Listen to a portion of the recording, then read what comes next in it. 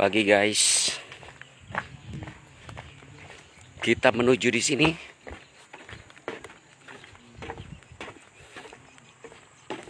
Mengisi libur 3 hari guys. Mengikuti aktivitas youth camp yang sudah kadaluarsa. Mereka sudah mau pulang, kita baru datang.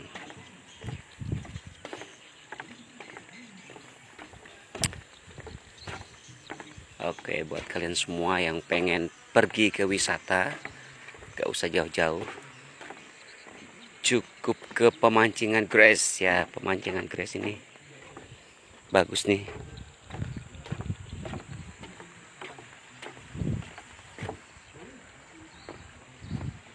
Tinggal bawa pelampung masing-masing.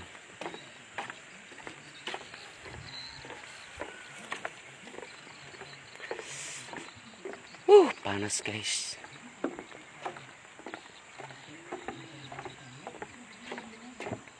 Kayaknya udah kelar ya di situ.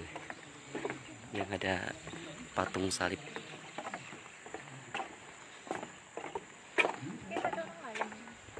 Hah?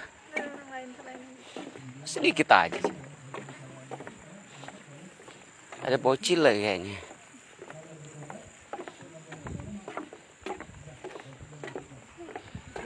Bukit Damai.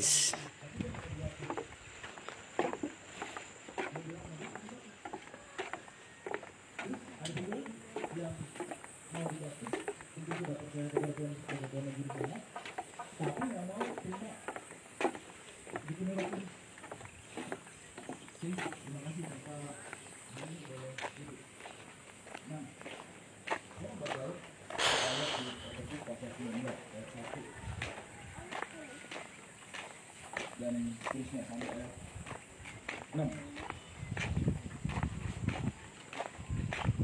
Saya bacakan ayat 1. Ketika Apolos masih di Korintus, Paulus sudah menjelajah daerah-daerah pedalaman dan tiba di Efesus. Di situ didapatinya beberapa orang murid. Ayat 2. Nanti ini ayat 2 nih. Katanya kepada mereka, sudahkah kamu menerima Roh Kudus ketika kamu menjadi percaya? Akan tetapi mereka menjawab dia, belum, bahkan kami belum pernah mendengar bahwa ada Roh Kudus. Lalu kata Paulus kepada mereka, pertanyaan berikutnya, kalau begitu dengan baptisan manakah kamu telah dibaptis? Jawab mereka dengan baptisan Yohanes. Nah, perhatiin ya, yang tadi ada 3. Semua teman-teman lihat di sini. 3. Bertobat dan percaya, baptisan air, baptisan Roh Kudus. Oke, saya pakai orang aja deh ya sebagai visual ya. Lebih jelas. Oke, Paul, satu lagi siapa? Siapa Paul? Tunjuk dong. Oke, tindakannya Tina siapa? Ya sama Tina deh berdua. Ya. Oke. Kamu 1. Bertobat dan percaya, baptisan air, baptisan Roh Kudus. Kamu apa? Bertobat dan percaya. Kamu apa? Kamu? Oke, lihat ya. Pertanyaannya. Oke, teman-teman sekarang yang identifikasi ini siapa? Ini apa? Bertobat dan percaya. Oke, semuanya katakan bertobat dan percaya. 1, 2, 3. Yang ini adalah baptisan air. Baptisan air. Terus yang ini baptisan Roh Kudus. Coba ulang lagi. Ini bertobat dan percaya. Ini baptisan air. Ini baptisan Roh Kudus. Oke, coba ya. Dengerin pertanyaan Paulus kepada murid-murid di Efesus. Sudahkah kamu menerima Roh Kudus waktu kamu percaya? Yang ini bertobat dan percaya. Ini baptisan air, ini baptisan Roh Kudus. Oke? Pertanyaannya Paulus nih. Padahal ini Paulus loh yang ngomong pertama mengenai 3. Ini adalah Petrus. Artinya apa? Standarnya mereka sama, prinsipnya mereka sama. Meskipun Paulus itu datangnya belakangan. Ya. Pertanyaannya apa? Sudahkah kamu menerima Roh Kudus saat kamu menjadi percaya? Ini pertemuan pertama loh. Begitu Paulus ketemu sama mereka, Ya. Yang ditanya pertamanya adalah, kamu udah terima ini belum tatkala kamu ini? Jelas nggak? Kamu sudah menerima Roh Kudus belum tatkala kamu percaya, ketika kamu percaya? Jadi rupanya balik ke 3 paket tadi, ya, waktu kita percaya, kita bisa menerima Roh Kudus selain juga menerima baptisan air. Nah, terus mereka bilang, belum. Saya belum pernah menerima yang ini ketika saya ada di sini. Ngerti ya? Mereka udah percaya Tuhan Yesus, sudah bertobat, udah lahir baru, tapi saya belum pernah. Bahkan yang namanya tahu Roh Kudus aja saya belum tahu, saya belum pernah dengar Roh Kudus. Jelas kan? Nah, kemudian Paulus tanya lagi, oke, kalau gitu dengan baptisan mana kamu dibaptis? Pas ya, tiga-tiganya ada. Terus dia bilang, oh dengan baptisan Yohanes. Baptisan Yohanes itu baptisan selam, tapi nggak dalam nama Bapa, Anak, Roh Kudus, yaitu dalam nama Tuhan Yesus Kristus. Ya, jadi Paulus tidak mempermasalahkan, tidak bilang, oh baptisan yang dari Yohanes itu baptisan yang nggak benar, enggak. Kalau ada orang mengalami satu baptisan, tapi kita tahu bahwa dia bisa dibaptis air dengan proper dalam nama Bapa, Anak, Roh Kudus, dalam nama Tuhan Yesus Kristus, kita nggak mempermasalahkan, kita nggak salahkan baptisan yang sebelumnya. Tapi kalau teman-teman lihat ini jelas nih. Oke, kalau gitu kamu perlu dibaptis dalam nama Yesus Kristus. Mau? Mau. Oke. Baptis deh dia. 12 orang murid itu dibaptis. Habis dibaptis, ditumbangin tangan sama Paulus. Jadi belum sampai situ ayatnya. Saya baca ayat 4. Teman-teman lihat di screen. Kata Paulus, baptisan Yohanes adalah pembaptisan orang yang telah bertobat, dan ia berkata kepada orang banyak bahwa mereka harus percaya kepada dia yang datang kemudian daripadanya, yaitu Yesus. Ketika mereka mendengar hal itu, mereka memberi diri mereka dibaptis dalam nama Tuhan Yesus. Ini juga kata-katanya sama nih, seperti Kisah Para Rasul 2. Mereka memberi diri dibaptis. Jadi baptisan itu bukannya dipaksa. Kamu nahan ya. Bukannya dipaksa gitu. Baptis lu. Baptis. Bukan kayak gitu. Harus memberi diri dibaptis. Ya. Terus mereka memberi diri dibaptis. Baru ayat yang berikutnya nih. Nah, ini poin yang penting dari sesi ini. Dan ketika Paulus menumpangkan tangan di atas mereka, turunlah Roh Kudus ke atas mereka, dan mulailah mereka berkata-kata dalam bahasa roh dan bernubuat. Jadi komplit ya tiga-tiganya. Ya. Nah, kita nggak bahas mengenai ini. Tapi kita bahas yang satu ini. Dengan cepat, teman-teman semua yang saya kasih, ya.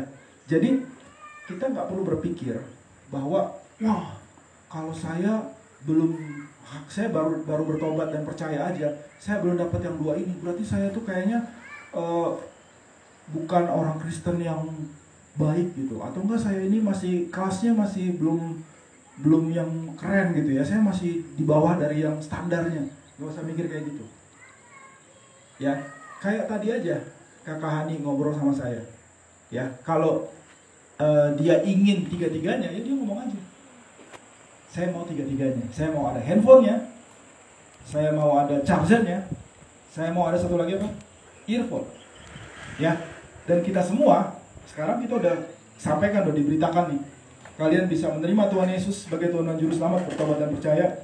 Kalian juga bisa dibaptis air. Kemudian kalian juga bisa dibaptis Roh Kudus. Komplit. Jelas nggak? Boleh nggak kasih tepuk tangan buat kakak-kakak yang betul? Atau kalian mau datang sini? Boleh nggak apa? Atau di sana? Oh ya sana, silakan. Oke teman-teman. Nah, kalau baptisan Roh Kudus itu yang membaptis adalah Tuhan Yesus. Ya. Tuhan Yesus yang membaptis, karena dia adalah pembaptis dalam Roh Kudus, dia yang baptis. Ya. Dan Tuhan Yesus bilang bahwa saya harus kembali kepada Bapa supaya saya bisa minta apa? Supaya Roh Kudus diutus datang kepada kita semua. Oke. Dan kalau kita baca tadi di Kisah Para Rasul 19, setelah ditumpangkan tangan, Roh Kudus turun ke atas mereka dan mereka mulai bisa berbahasa roh. Oke? Coba kita baca Kisah Para Rasul 2 ayat 1 sampai 4. Kisah Para Rasul 2 ayat 1 sampai 4. Oke, teman-teman semua. Baik, amen.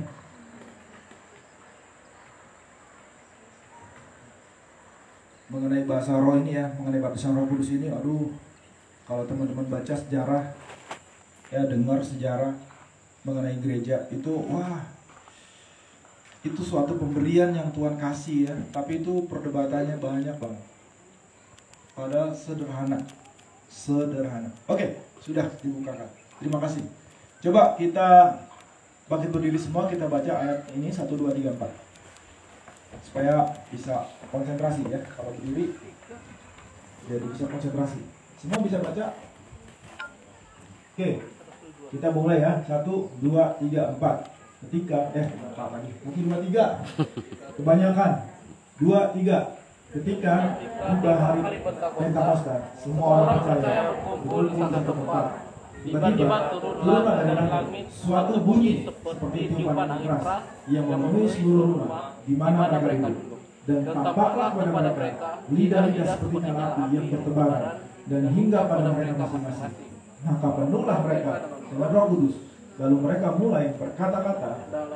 Kayaknya tambah lama tambah kecil ya suaranya ya. Ulang. 3 dan 4 ya.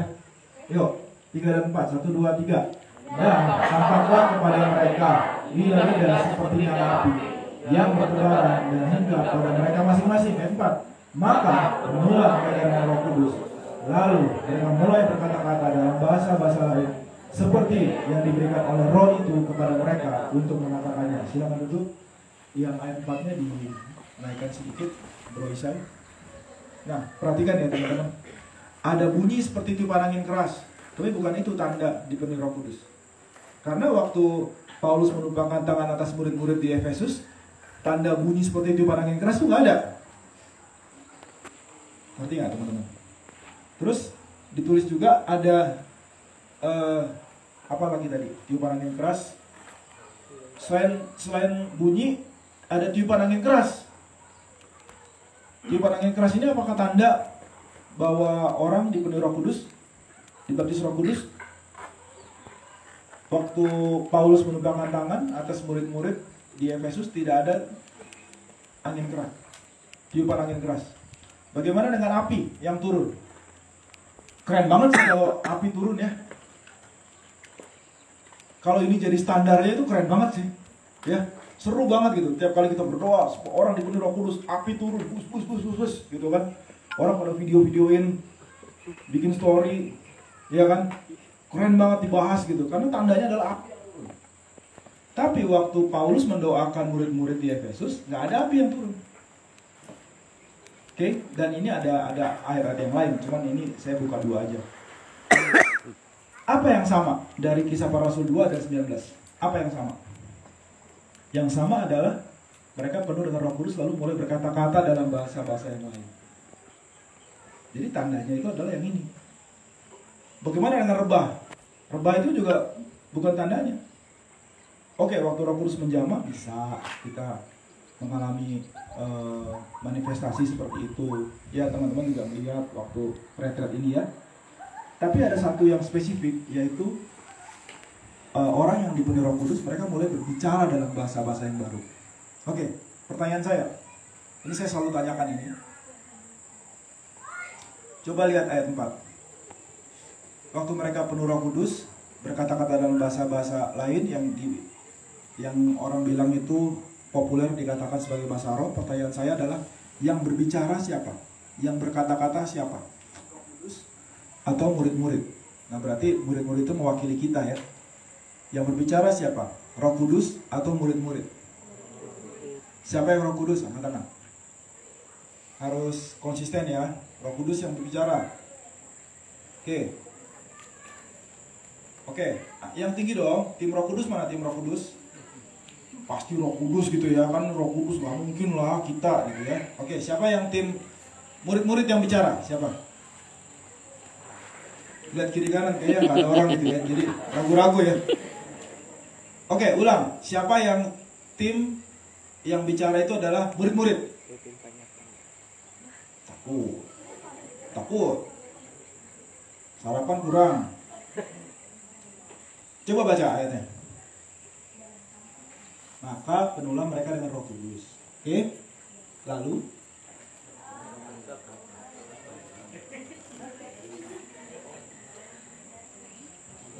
habis lalu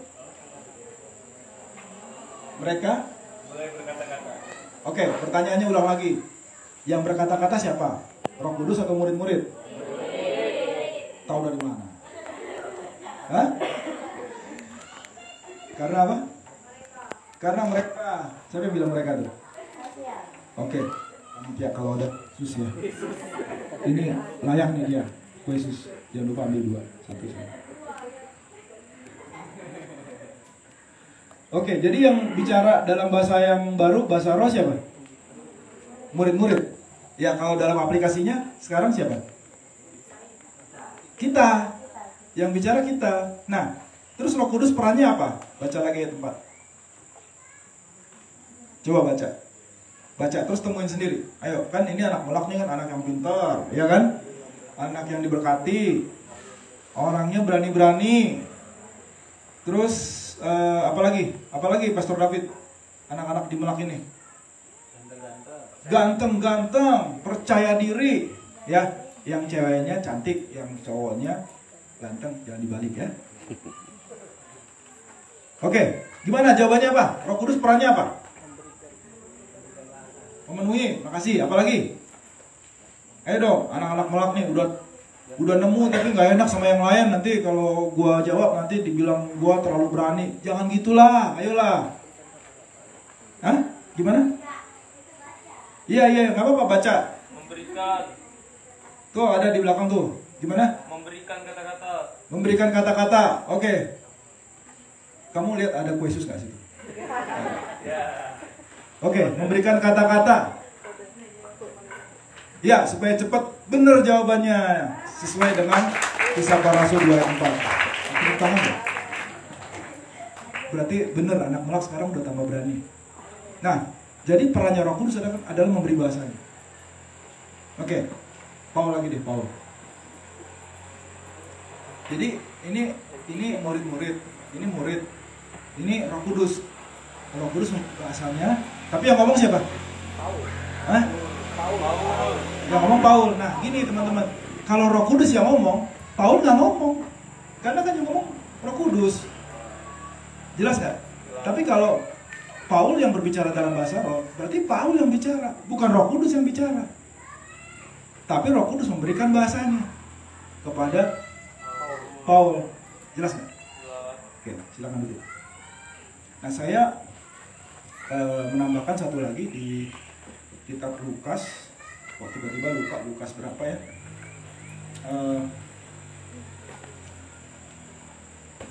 Tuhan Yesus bilang begini, dia memberikan Roh Kudus kepada yang meminta kepadanya. Kalau ada, saya lupa, Lukas 12, Lukas 16, coba tolong dicari. Jadi kalau ada anak minta roti, ya yang itu, nggak mungkin dikasih batu, nggak mungkin dikasih ular. Demikian juga 11. Tolong. Ini luar biasa nih kakak Isai. Jadi saya mau tegaskan juga bahwa kalau kita minta Roh Kudus kepada Bapa di surga, nggak mungkin dikasih roh yang lain. Mungkin ada yang berpikir, kalau saya minta, jangan-jangan ada roh yang lain, roh jahat yang datang. Loh kenapa? Karena saya pernah nonton YouTube yang menjelaskan bahwa waktu orang berbahasa roh itu roh yang lain.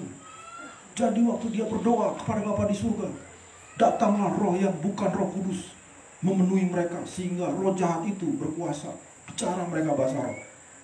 Ya gitulah. Kita patokannya jangan YouTube, ya.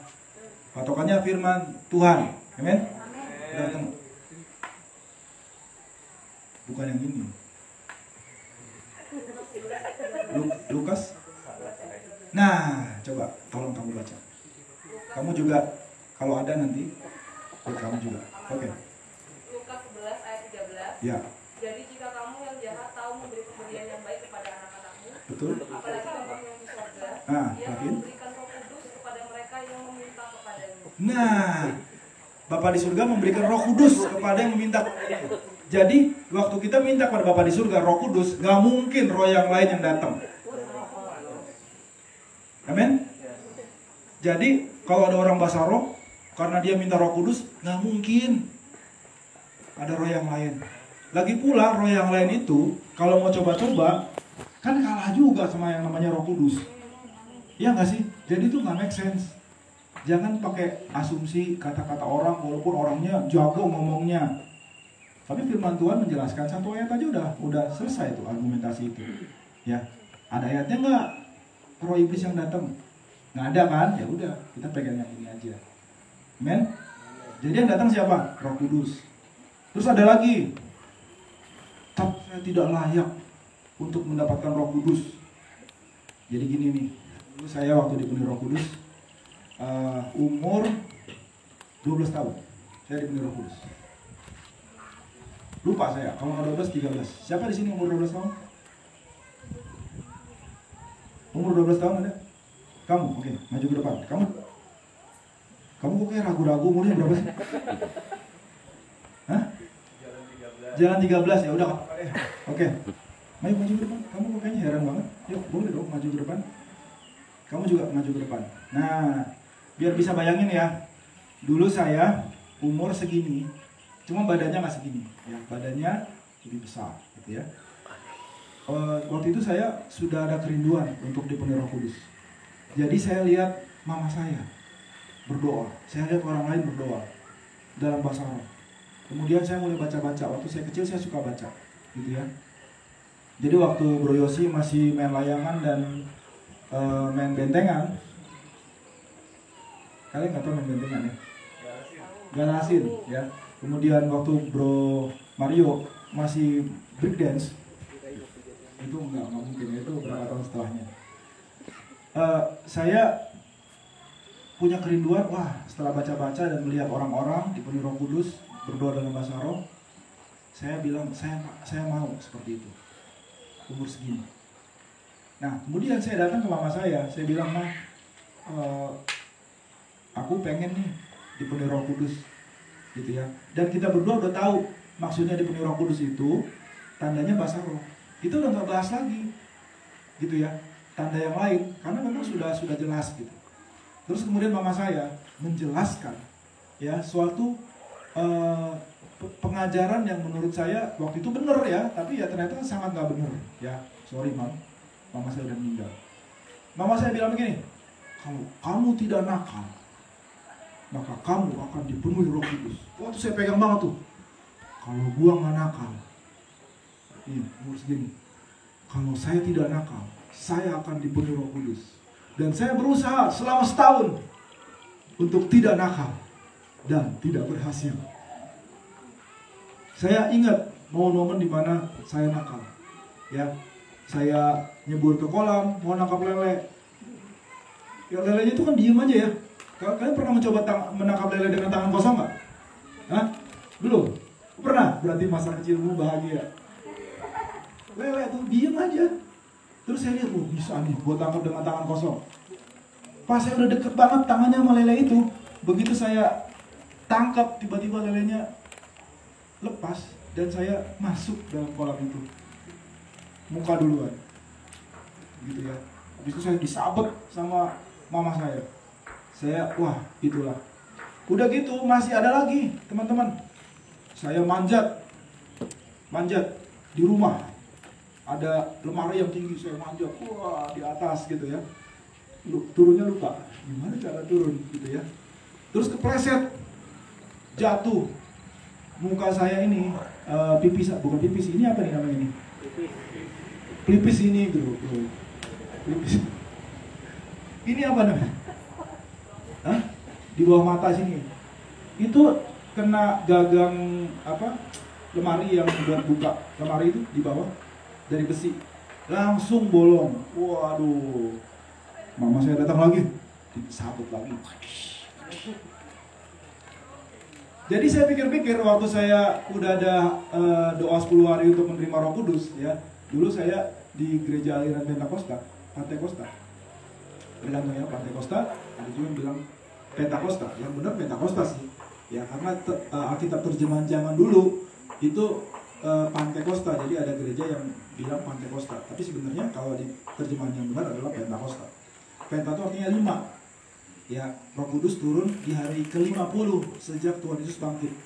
Makanya Pentakosta. Nah, jadi saya waktu ada doa 10 hari itu kayak mereka ini, biar ada visualisasi ya. Saya berpikir, gimana aku bisa dapat Roh Kudus? Gua bandel, tidak berhasil selama setahun. Akhirnya saya tetap pergi. Karena apa? Tetap ingin didoakan. Karena apa? Karena saya punya kerinduan untuk dapat lapisan Roh Kudus, tandanya bahasa roh. Saya datang ke hari kesekian, didoain, nggak dapat. Datang lagi hari yang lain, nggak dapat juga. Sampai akhirnya hari terakhir, saya tetap stay. Didoakan oleh Bapak Gembala, nggak ada apa-apa. Didoakan oleh dulu gembala saya udah tua, jadi saya pakainya Opa. Didoakan sama Opa, tidak dapat. Didoakan sama Oma, Ibu Gembala ya. Oma mendoakan saya, tidak dapat juga. Terus kemudian Opa datang lagi muter ke saya, didoakan, masih belum dapat. Kemudian Oma juga datang lagi, belum dapat. Padahal Oma udah bisik-bisik ke saya. Nah ini juga nih, ya Oma bilang begini, bayangkan Tuhan Yesus disalib, supaya saya nangis, gitu ya. Mungkin teorinya gini, kalau nangis, nanti lama-lama saya terima Roh Kudus. Kalau saya nangis, bayangkan Tuhan Yesus disalib. Saya bayangin, udah Oma, dalam hati saya ya, bayangkan Tuhan, udah Oma, udah. Tapi belum dapat juga. Gimana dong? Udah gitu ditambah saya nakal lagi. Jadi gimana lah, gak dapat lah. Saya pikir gitu. Tapi puji Tuhan untuk hamba-hamba Tuhan ini ya. Bapak Ibu Gembala saya dulu, Opa Oma saya ini, mereka gak give up dengan saya. Ya. Jadi udah mau habis nih waktunya. Udah mau habis, si Oma datang lagi. Kali ini ya, saya dipenuhi Roh Kudus. Walaupun ajarannya salah dari mama saya, walaupun saya udah bayangkan Tuhan Yesus disalib, nggak sedih-sedih, diem aja. Tapi waktu itu, waktu terakhir kali Oma datang, itu urapan Roh Kudus hadir waktu itu. Saya ditumbangin tangan. Kamu kayaknya sedih banget sih kamu. Ini sarapan nggak? Sarapan. Nanti. Saya ditumbangin tangan. Begitu saya ditumbangin tangan ya, sensasinya tuh gitu. Saya ngerasa ada sesuatu yang kayak air tapi bukan air ya. Kayak minyak tapi bukan minyak. Itu turun ke saya gini. Terus itu kayaknya berat gitu. Tapi enak. Terus sampai di mulut saya, dia turun terus ya sampai ke. Tapi pas di mulut saya, tiba-tiba mulut saya itu mulai nggak bisa berhenti ngomong. Saya nikmatin aja, saya biarin aja. Kemudian lama-lama saya mulai nangis nggak terkontrol, nggak ngebayangin Tuhan Yesus disalib. Ya, jadi nggak usah disugestiin ya. Kamu bayangin Pastor David tapi nggak punya duit, terus nangis. Nggak, jangan gitu. Itu nggak akan dapat Roh Kudus ya. Atau Tuhan Yesus disalib aja belum dapat Roh Kudus, apalagi bayangin Pastor David. Ya, jadi bukan sugesti. Nggak usah diapa-apain lah. Nanti Roh Kudus bisa turun ke atas kalian. Nah, itu tapi pengalaman saya ya, pengalaman saya. Orang bisa beda-beda, nanti saya jelaskan. Kemudian saya setelah nangis, saya mulai bahasa roh. Itu nggak berhenti-berhenti guys. Nggak berhenti-berhenti. Oke, boleh duduk kembali. Saya ingat tahun 98 atau 99, Bro Yosi ini sama Ani waktu itu ya. Kalau Bro Yosi masih nggak konser, kalau Ani saya. Nah waktu itu mereka berdua datang membawa teman mereka, siapa yang dulu Atma itu, Pono tuh. Ini waktu kami masih persekutuan doa. Saya masih ingat waktu itu. Ceritanya agak panjang, ya bagaimana Roh Kudus datang ke ibadah itu menjamah kami semua. Tapi yang saya ingat adalah ibadah itu sebenarnya atmosfernya itu kurang semangat, ya kurang semangat. Karena apa? Karena sebelumnya ada tawuran di luar, orang lempar-lemparan batu. Jadi bayangin nih ya, kalian ibadah. Terus tiba-tiba karena ada tawuran, itu orang yang ibadah pada lari keluar semua nyelamatin motornya dari lemparan batu. Jadi kita yang di dalam, loh. Itu ibadah udah kacau deh. KKR pula lagi. Gitu ya. Udah gitu saya juga mau ikut nolongin. Saya tersandung kabel adaptor keyboard. Adaptornya kabelnya putus, keyboardnya nggak bisa dipakai lagi pada ibadah itu. Jadi udahlah. Jadi bagi saya yang latar belakangnya present worship, udah nggak ada keyboard, gimana lah bisa ada hadirat Tuhan? Itu pikiran manusia. Dan setelah saya khotbah, pembicaranya waktu itu kalau saya khotbah, kemudian kita nyanyi, saya masih ingat lagunya sampai sekarang, udah diulang-ulang. Saya pikir udah cukup lah pengulangan ini. Jadi bukan karena Roh Kudus menuntun dan sebagainya seperti yang tadi kita ngobrol-ngobrol ya di depan. Saya akhiri karena kayaknya udah cukup lah pengulangan ini. Kemudian saya mikir, saya mau ngapain ya? Gitu. Kemudian saya ingat ada satu orang anak pelayanan kami dulu, yang dia itu didoain siapapun, itu pasti dia dijamah Roh Kudus. Karena dia haus sekali. Gitu ya. Saya pikir dia kan haus terus nih ya orangnya ya. Ya udah saya doain lah, ya kan? Karena apa? Saya udah nggak tahu mau ngapain, jujur aja. Padahal ini KKN. Saya panggil dia, maju ke depan sini. Posisinya tuh di sini. Saya ada di sebelah kanan. Lalu saya doain dia seperti biasa. Dia haus, dia lapar. Kita pernah ibadah lantai 4, ya, Bro Mario. Dia di zaman Tuhan, dia drunk in the spirit kayak waktu kalian 2014. Dan ini udah jam 1 malam, dia masih belum selesai maboknya. Masih ketawa-ketawa, habis ketawa dia udah lemes. Akhirnya kita harus turunin dia ke mobilnya dia sendiri. 4 lantai. Dan kita baru sadar betapa beratnya dia. Gitu ya, itu sampai segitu pengalamannya dulu. Jadi saya doain dia. Dan dia, karena dia haus dan dia lapar, dia rebah dalam kuasa Roh Kudus. Waktu dia rebah nih, itu tiba-tiba orang yang ada di sebelah sana nih, kira-kira di tempatnya Bro Sam itu tempatnya Ponok. Itu di sana tuh ada perempuan teriak, suaranya tinggi. Terus saya langsung lari sebelah sini untuk lihat. Waktu saya lihat ke yang teriak itu, saya sadar bahwa dari orang yang rebah di sini nih sampai ke sana, itu kalau ditarik garis yang diagonal gitu, itu semua orang yang ada di garis itu rebah semua. Sampai sana. Dan Fonoke ini,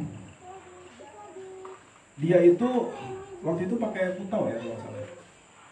Sampai dia itu kadang udah lupa namanya. Kalau mau ke kamar mandi, dia salah-salah. Mau kerja nggak bisa, mau kuliah juga nggak bisa, karena otaknya udah bermasalah, karena dia pakai putau ya. Waktu dia dipenuhi Roh Kudus, dia nggak minta apa-apa loh. Dia nggak ada yang jelasin mengenai Roh Kudus. Kita di ibadah itu juga khotbahnya bukan mengenai Roh Kudus. Ya, yang penting terisilah firman Tuhan. Jadi saya nggak bisa mengambil kemuliaan apa-apa gitu. Dia dipenuhi Roh Kudus, tahu dari mana? Saya datang, saya cek dia. Setelah dia teriak-teriak, dia mulai ngomong bahasa Arab. Dan tahu nggak? Udah pulang ke rumah, nggak berhenti dia ngomong bahasa Arab. Besoknya dia nggak berhenti ngomong bahasa Arab. Sampai salah satu dari teman kita telepon saya. Ini sampai sekarang si Fonoke ini belum selesai ngomong bahasa Arab. Oh gitu ya. Oke. Hasilnya apa? Tahu nggak hasilnya? Begitu dia selesai bahasa Arab, berapa hari kemudian dia telepon saya. Dan kemudian ada obrolan selanjutnya. Otaknya itu jadi benar lagi. Buktinya apa? Buktinya Fonoke ini bisa kerja. Wow. Itu paket itu udah disediakan buat kita. Nah, pengalaman yang lain, yang sederhana ada nggak? Ada. Tadi saya cerita saya dipenuhi Roh Kudus bagaimana, Fonoke dipenuhi Roh Kudus gimana. Ada nggak yang dipenuhi Roh Kudusnya biasa aja? Tapi wow. Tetap wow walaupun biasa aja. Ada. Saya bisa kasih 2 contoh. Satu aja dulu. Saya mendoakan seseorang yang waktu itu kita ada KKR di Sulawesi Utara tahun 1998, dan ada satu orang yang selalu bantuin pelayanan. Apa aja dibantuin. Apa aja dibantuin. Dia siap ngapain aja. Dia kerjain apa aja. Ya, namanya Niko. Niko sekarang udah meninggal karena sakit. Dan Niko ini insist, dia bilang kalau bisa saya antarin sampai ke bandara. Jadi ini orang benar-benar punya hati. Waktu dia di jamaah Tuhan, dia punya hati, dia bantuin apa aja pelayanan. Waktu saya ada di bandara Samratulangi, dia ada di situ sampai ke bagian dimana udah nggak boleh lagi yang antar maju masuk ya. Saya berpikir, Tuhan, saya bisa kasih apa sama dia? Waktu itu 98 itu lagi krisis moneter, ya. Saya punya uang untuk kasih dia. Lalu saya ingat, gimana kalau saya doain dia untuk menerima baptisan Roh Kudus? Ya, terus saya bilang sama Niko, saya nggak bisa kasih apa-apa sama Niko. Iya kak, nggak apa-apa. Tapi boleh nggak saya berdoa buat Niko biar dipenuhi Roh Kudus?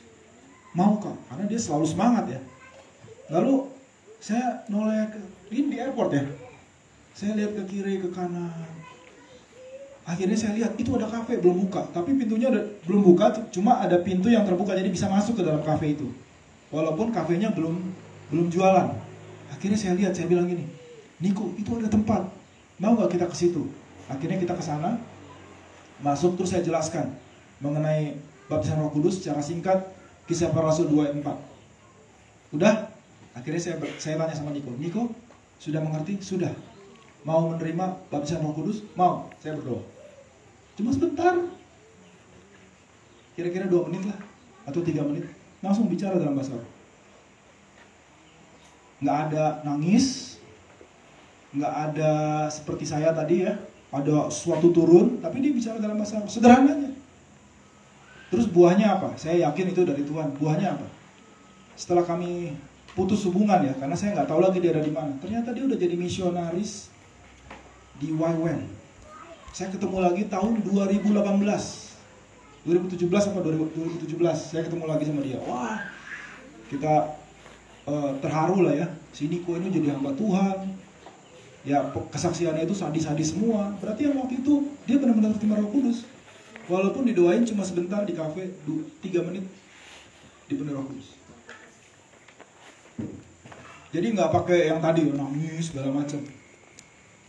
Saya juga ingat kalau nggak salah kesaksian Pastor David juga dulu terima Roh Kudusnya juga simple ya, nggak yang wah gitu.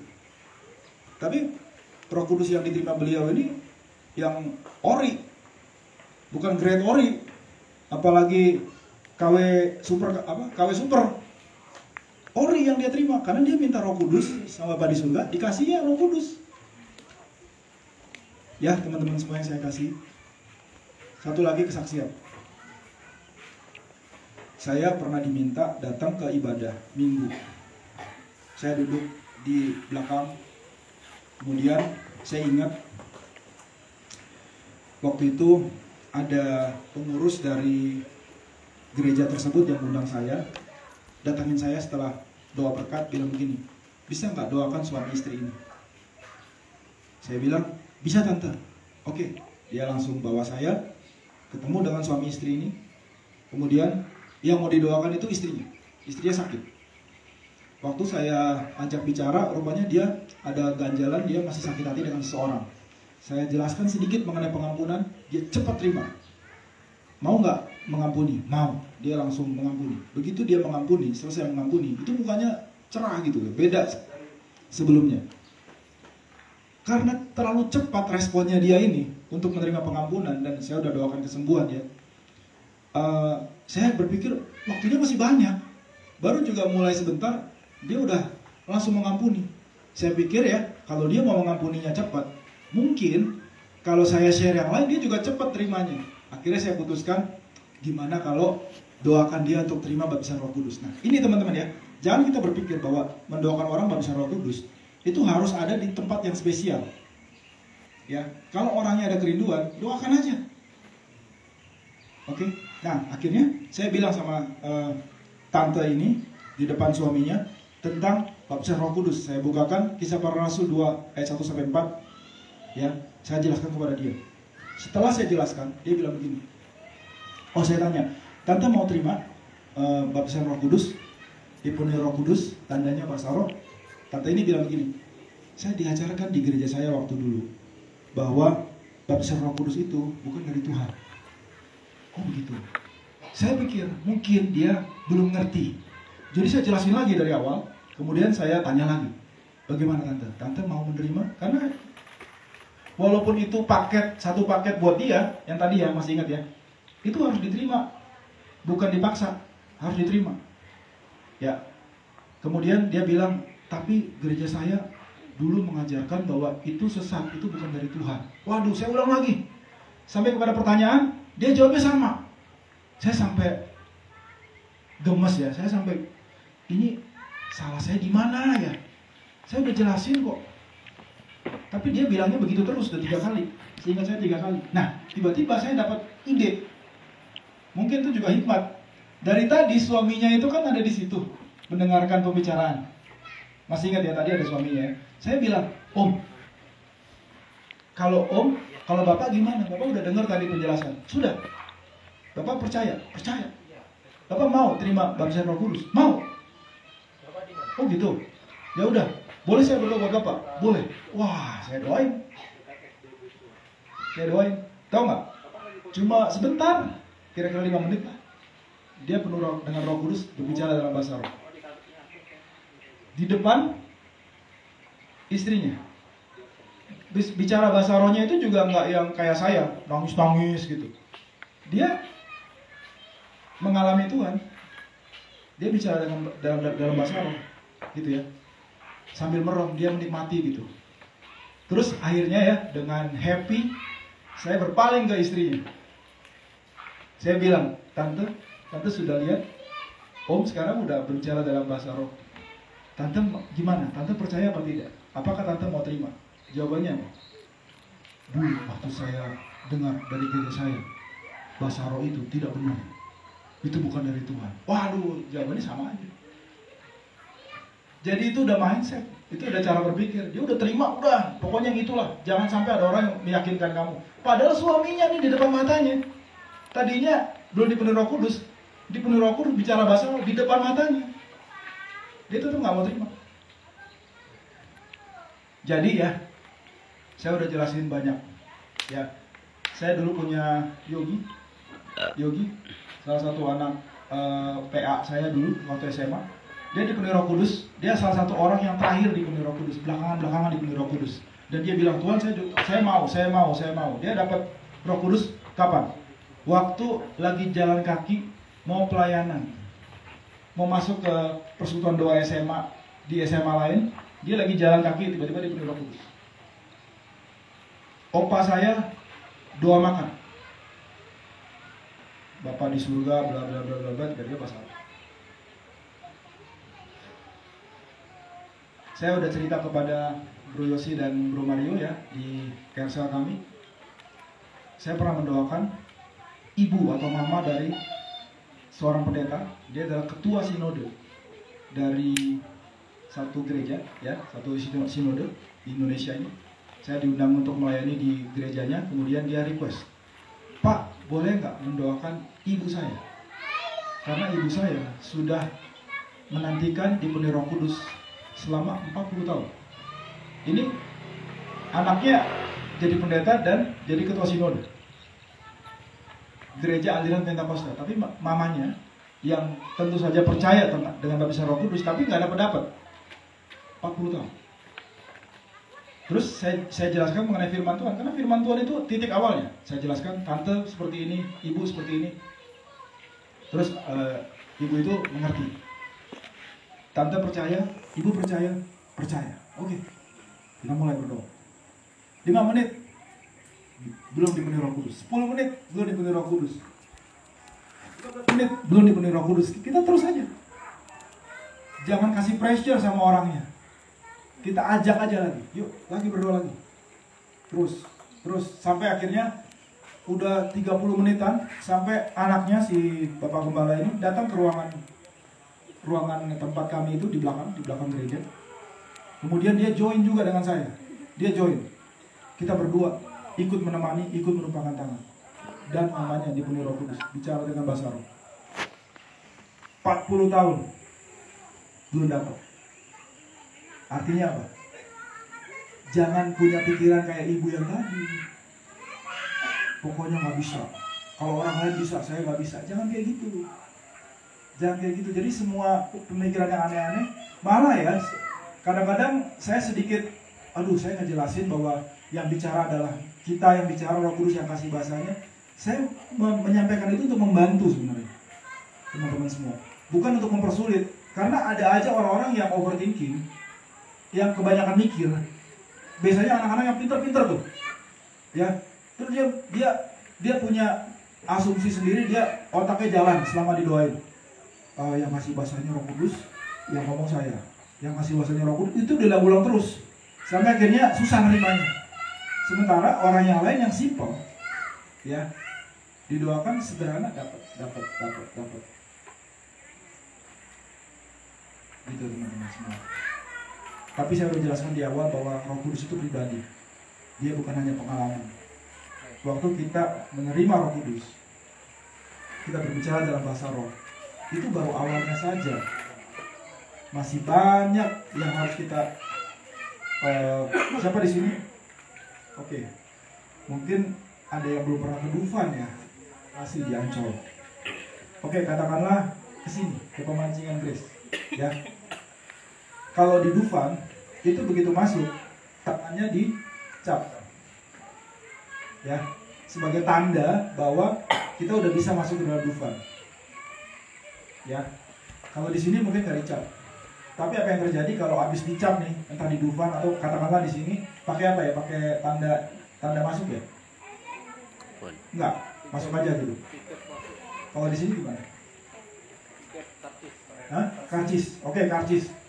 Jadi udah dapat karcis terus Anda pulang. Terus ditanya sama orang di rumah, tadi ngapain? Ke pemancingan Grace. Oh, lihat apa di sana? Ini karcis ini, keren deh karcisnya. Dengan karcis ini saya bisa masuk, saya bisa nikmatin semua di dalam pemancingan Grace. Katanya ada patung Tuhan Yesus, katanya ada pemancingan, katanya ada rumah rumah kayu.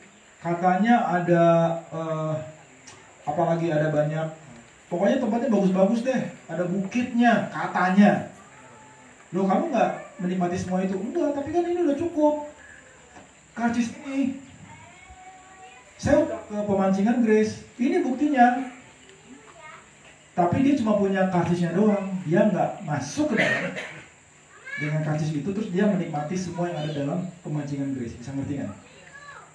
Nah, saya nggak tahu berapa banyak, tapi menurut saya lumayan banyak anak-anak Tuhan yang sudah dipenuhi Roh Kudus, tapi cuma sampai di pintunya doang, dapat bahasa roh, wah udah bangga.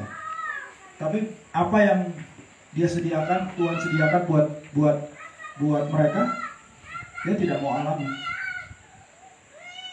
Nah, tidak demikian dengan anak-anak di Belak ini. Udah cukup ya, kita akan terima Roh Kudus sama-sama. Siapa yang percaya?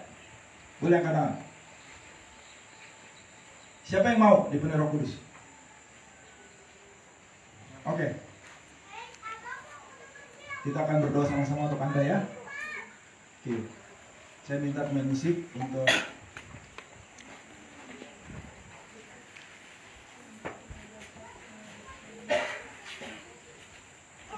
main musiknya nggak usah keras-keras. Saya minta ada kakak yang ambil mic juga untuk ikut bantu saya. Kakak-kakak yang lain juga mohon mempersiapkan diri. Mari kita datang sama Tuhan melalui Roh Kudus. Kami ada di sini, firman-Nya sudah disampaikan. Biarlah Tuhan kami menerima yang terbaik daripada Engkau. We praise you. We thank you. We praise you. We thank you. We thank you.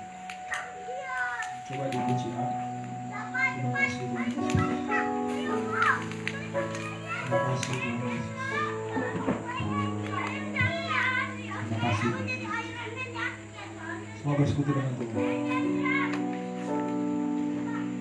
Terima kasih. Kudus melalui kami. Allah Roh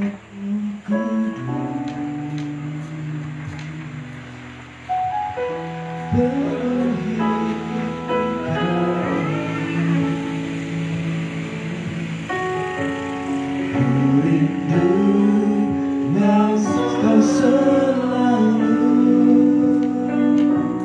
dalam hidupku.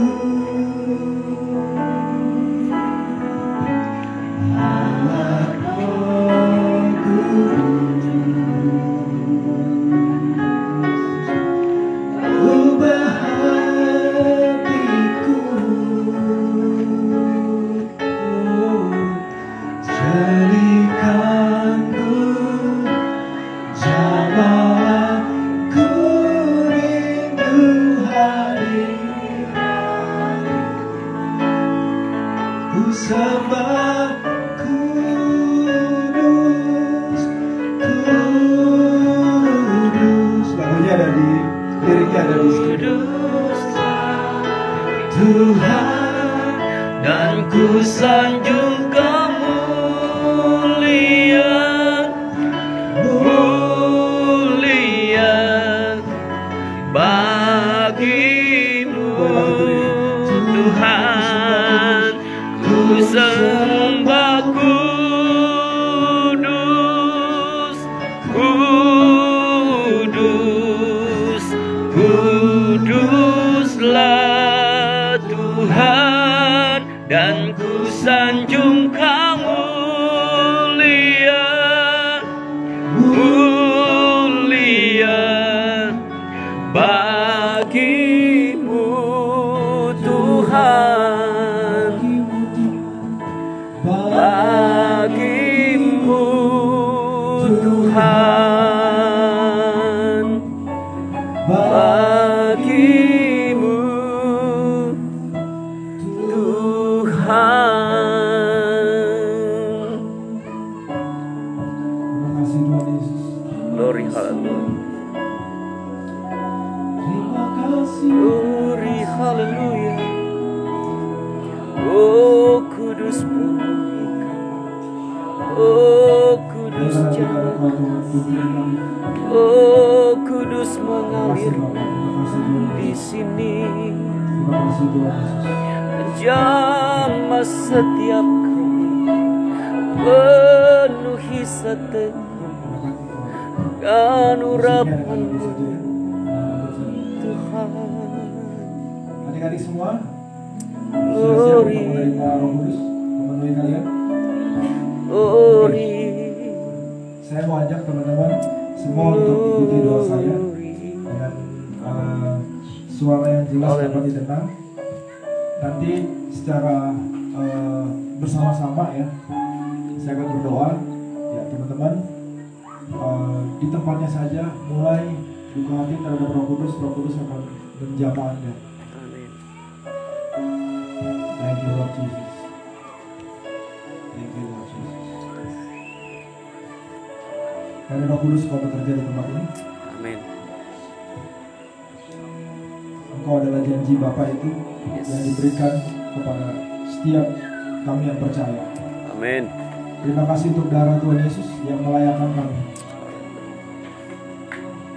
Kami gak perlu berusaha untuk gak nakal, gak bandel seperti saya dulu.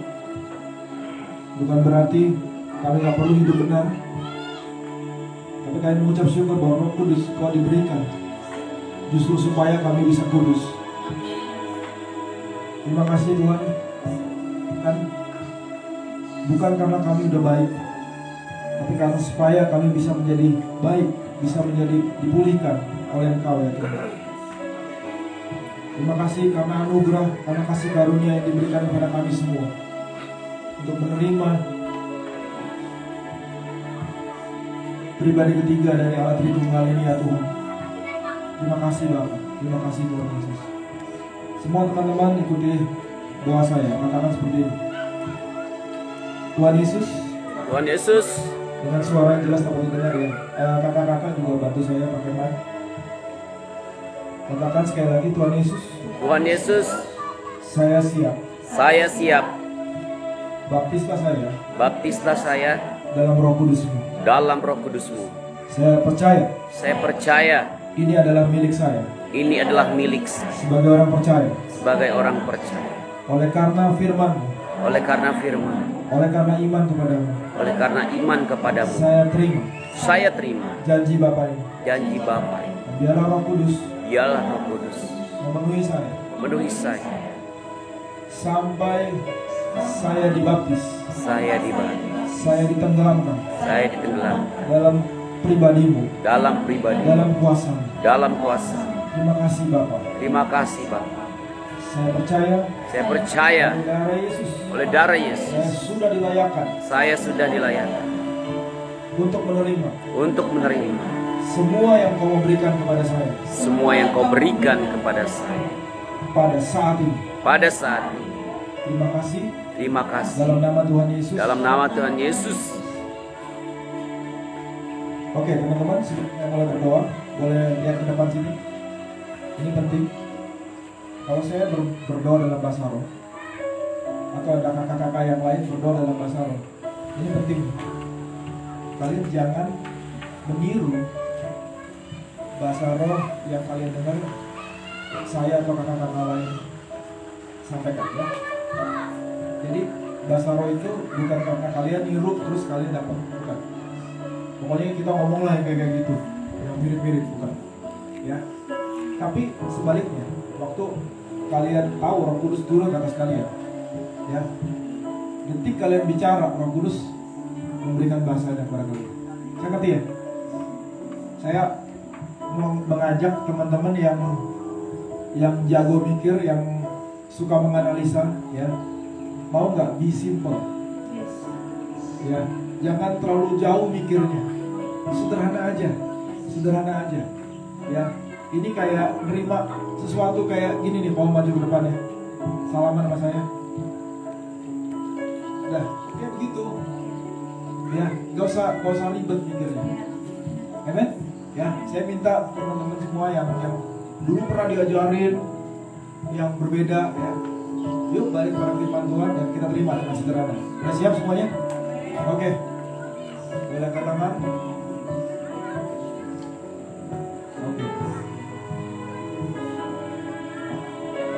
Oke, dalam nama Tuhan Yesus, saat ini adalah Roh Kudus-Mu memenuhi setiap umat Tuhan yang ada di tempat ini. Mulai Roh Kudus mulai menjamah semua yang ada di sini ya. Anda pun sudah dipenuhi Roh Kudus. Terima kasih. Kakak-kakak siap bantu saya. Mulai. Come Holy Spirit. Thank you. Ada yang sudah mulai dapat.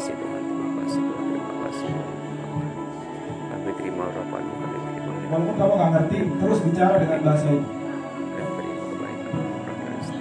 Terus.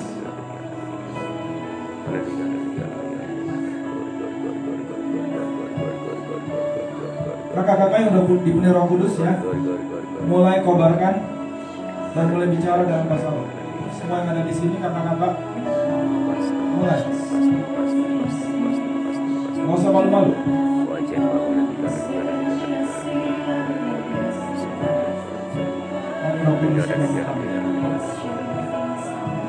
Teman-teman, saat kalian mengalami Roh Kudus menjamah kalian juga nggak harus bicara dalam bahasa yang kalian udah tahu.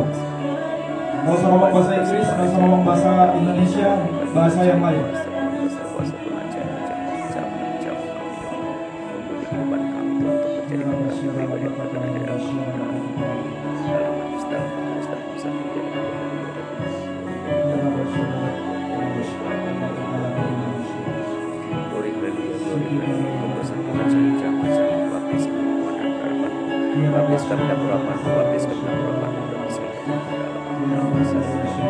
Saya minta kakak-kakak yang pria dan wanita yang dari GSI yang melaksanakan, tolong mulai datang. Yang pertama adalah identifikasi siapa yang sudah dapat, yang wanita dan yang pria. Ayo, beberapa saya lihat mereka udah mulai didapatin. Kalau udah, tolong dikasih tanda kepada saya, dia silakan. lihat aja siapa yang udah mulai bicara. Yuk teman-teman, semuanya fokus sama Tuhan ya. Boleh angkat tangan sama Tuhan.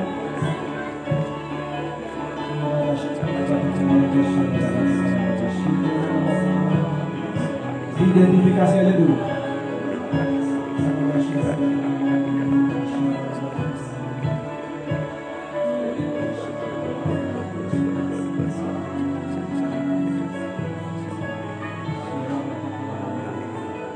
Kalau sudah ada, boleh tolong kasih tanda ke saya.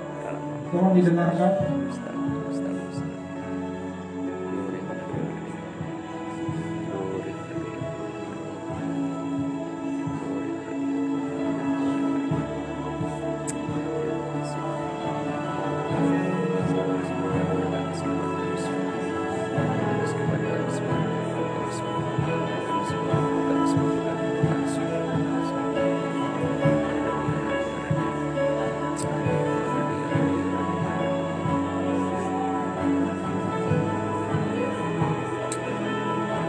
Terus, oh, bicara bahasa Indonesia. Teman-teman, sekali lagi ya, sambil fokus sama Tuhan dengan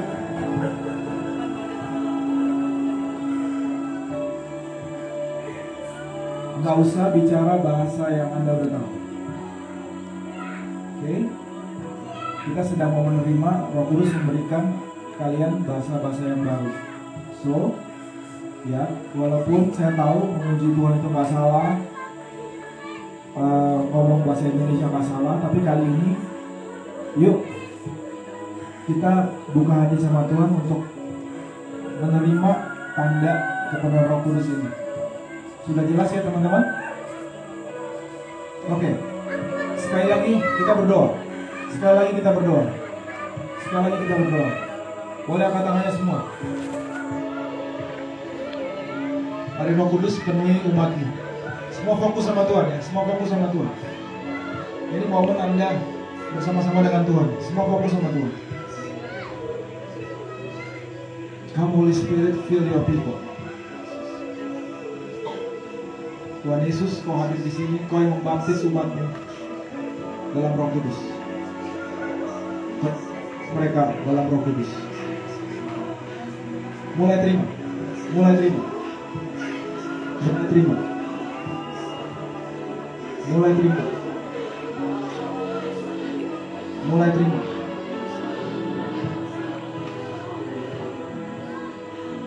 mulai terima.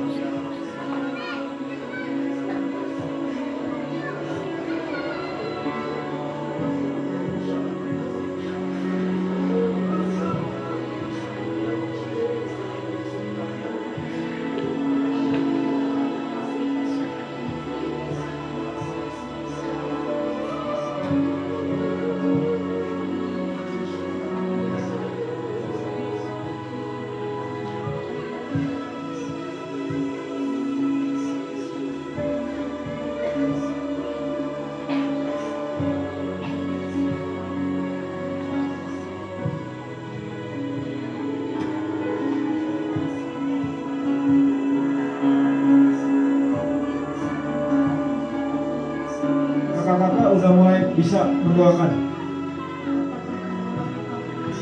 Kakak-kakak yang udah dipenuhi Roh Kudus mulai bisa mendoakan.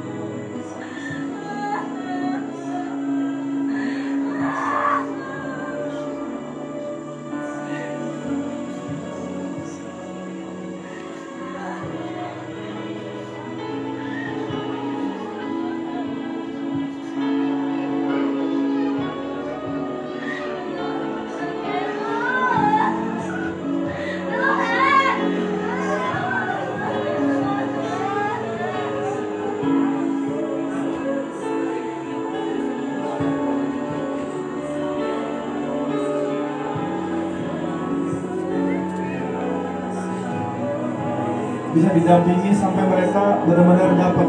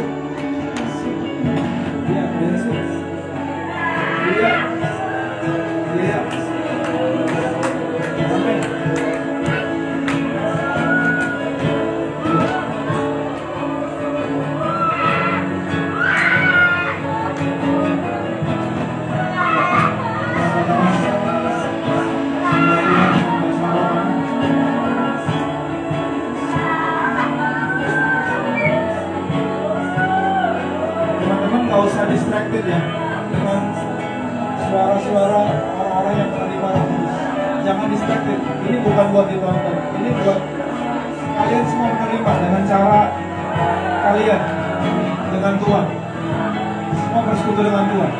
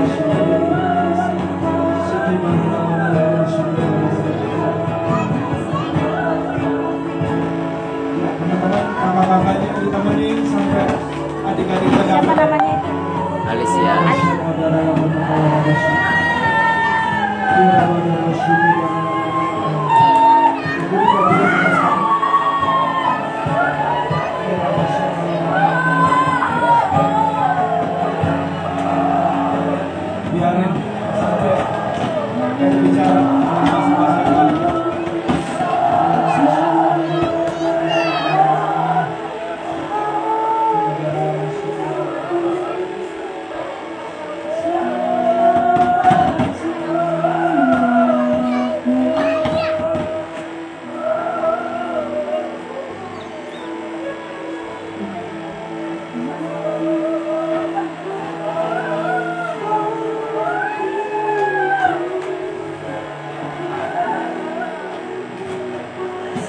Cek.